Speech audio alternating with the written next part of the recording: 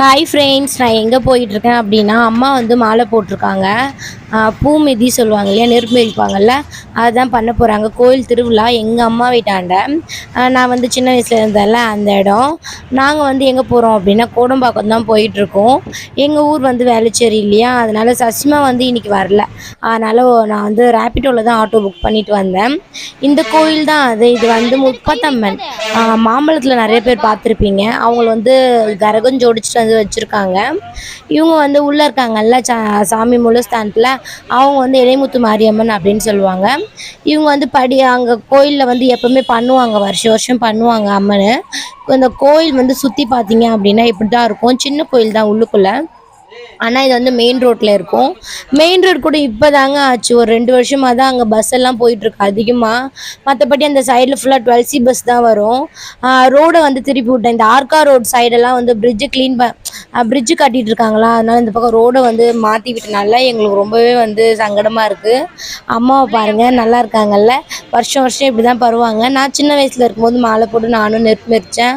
ஆனால் இப்போ என்னால் முடியல. ஏன்னா நான் வேளச்சேரியில் இருக்கிறதுனால பசங்களையும் வச்சுக்கிட்டு என்னால் முடியுமான்னு தெரியல. பார்க்கலாம், என்னைக்காவது ஒரு நாள் கிடச்சிச்சு அப்படின்னா ஏதாவது ஒரு வருஷம் நெருப்பு மிதிக்கலாம். பார்த்தீங்க அப்படின்னா தீ கட்டை எல்லாமே மூட்டிட்டாங்க. எங்கள் அம்மா வந்து அதை சுற்றுறதுக்கு வரல, எல்லாம் சுற்றி முடிச்சுட்டாங்க. அதனால் எங்கள் அம்மா சுற்றிட்டு இருக்காங்க. சுற்றி முடிச்சுட்டு நாங்கள் வந்து சரி ஜூஸ் குடிக்கலாம் அப்படின்னு சொல்லிட்டு வந்தோம்.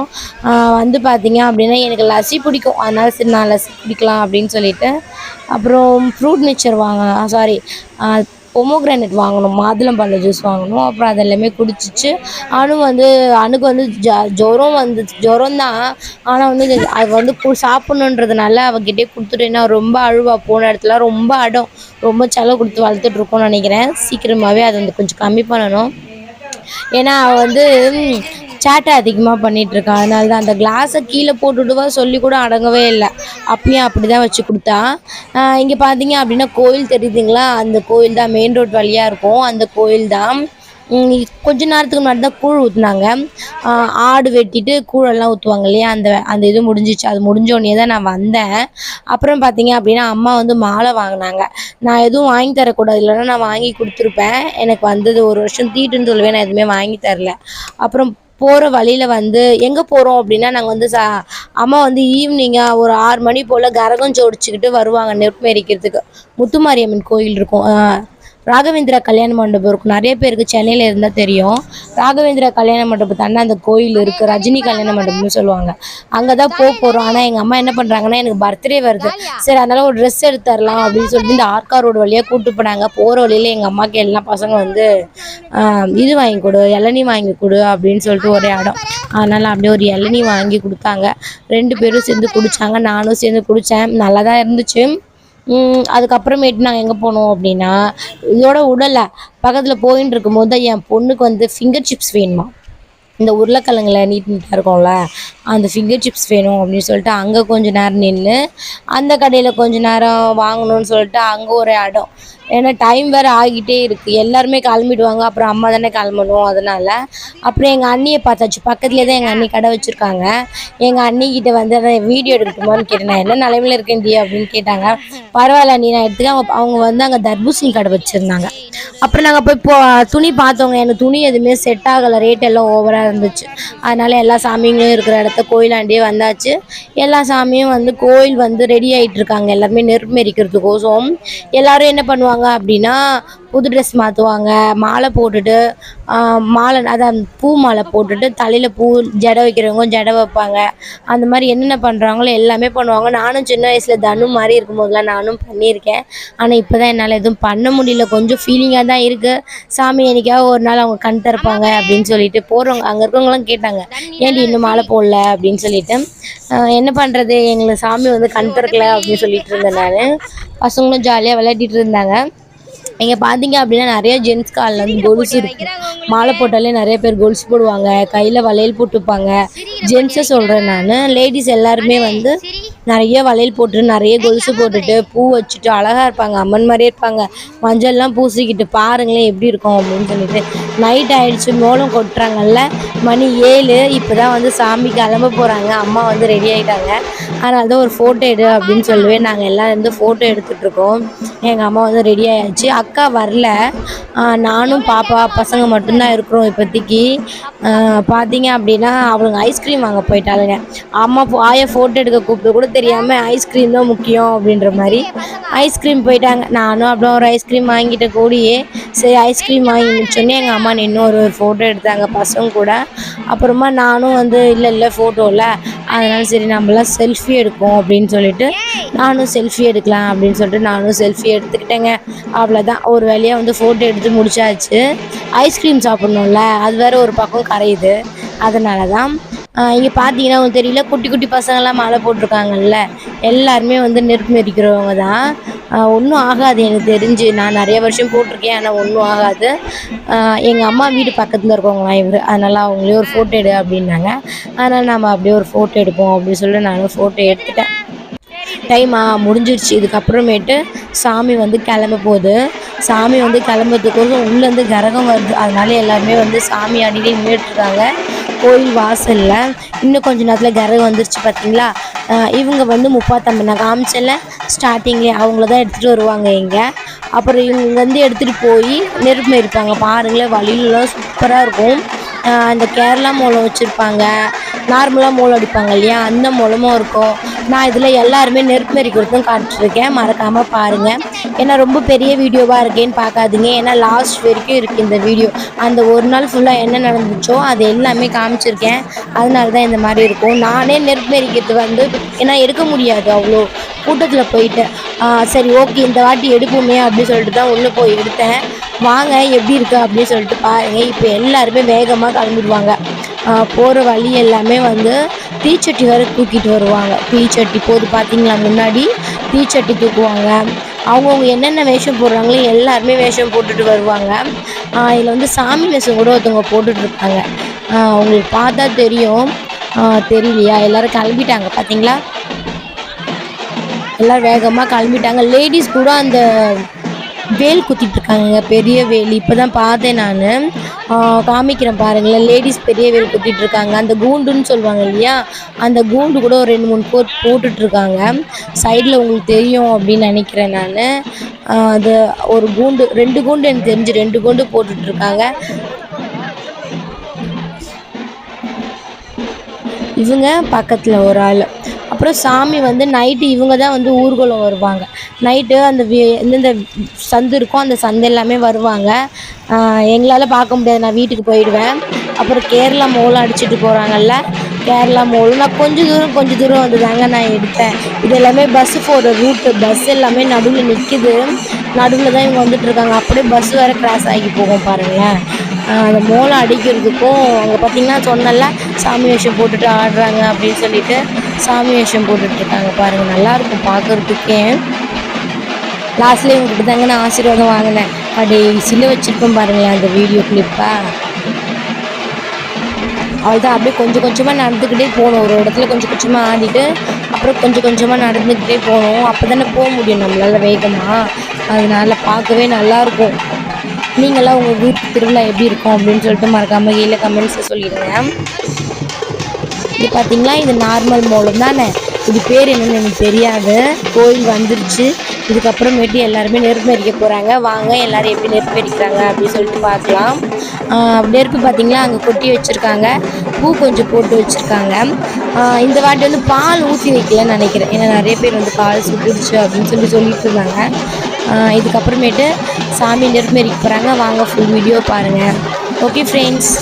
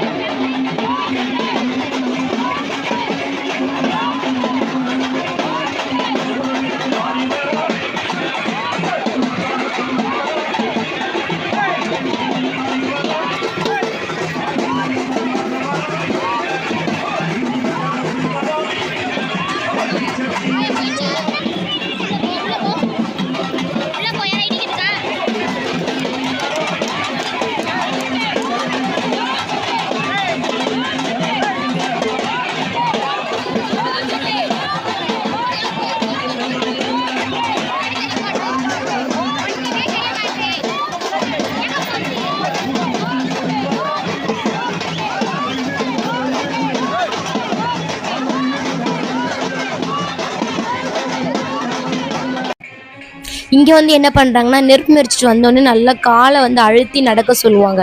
ஏன்னா கால் வந்து கொப்பில் இருந்தால் விட்டுருமோ அப்படின்னு சொல்லிட்டு நல்லா அந்த தெரு ஃபுல்லாக நடக்க சொல்லுவாங்க. ஆனால் இப்போ சரியாகவே நடக்க முடியல, பஸ்ஸு விட்டனால ஒன்றுமே பண்ண முடியல. இப்போ வந்து வேலை எல்லாமே கழட்டிட்டு இருக்காங்க. குத்துனாங்க இல்லையா, அந்த வேலைலாம் வந்து எடுத்துட்டு இருக்காங்க கொஞ்சம் கொஞ்சமாக பொறுமையாக. மேலே பார்த்தீங்கன்னா இப்போ தான் பார்க்குறேன்னு, நான் அவ்வளோ நேரம் பார்க்கவே இல்லை. அங்கே ஒரு வண்டி மாதிரி நின்றுட்டு இருந்துச்சு.